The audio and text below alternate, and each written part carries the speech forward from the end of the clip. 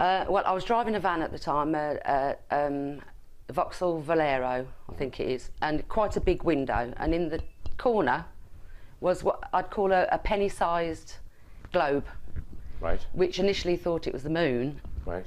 But then I realised the moon was this way. Okay. And every corner I went round just followed me round every corner.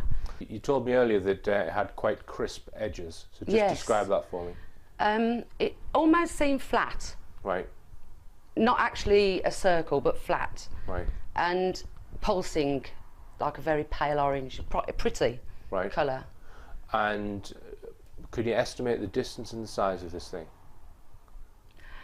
I would say it was the size of one of those shuttle buses. Right. And it was way off there. Right. I'd say 100 yards from me and then above the trees. So. Okay, so the road you were on, just describe that. Is it a straight road? Is it a windy road? Is it very, very windy, sort of.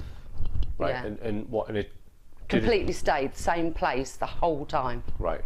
So you felt it was following you then? Yes, and I actually said, please don't ruin my electrics. Right. So I was frightened to death. You thought this thing was maybe going to interfere with your electrics, and did you experience anything? No, nothing. Right.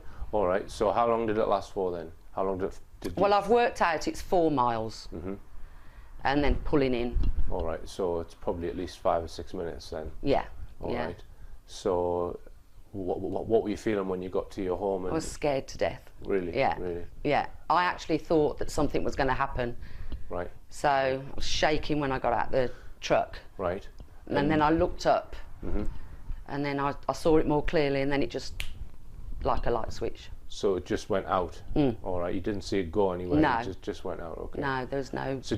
So when you were observing it, did you feel there was something solid within it? Yeah.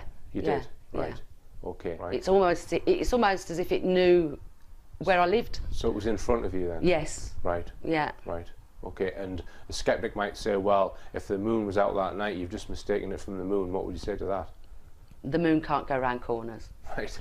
You were telling me about news report the following day after you had your sighting, so just tell us about that. Well, after telling my friend that laughed in my face, she phoned me up the next day and said that her son had read the local paper claiming to have 9 sightings.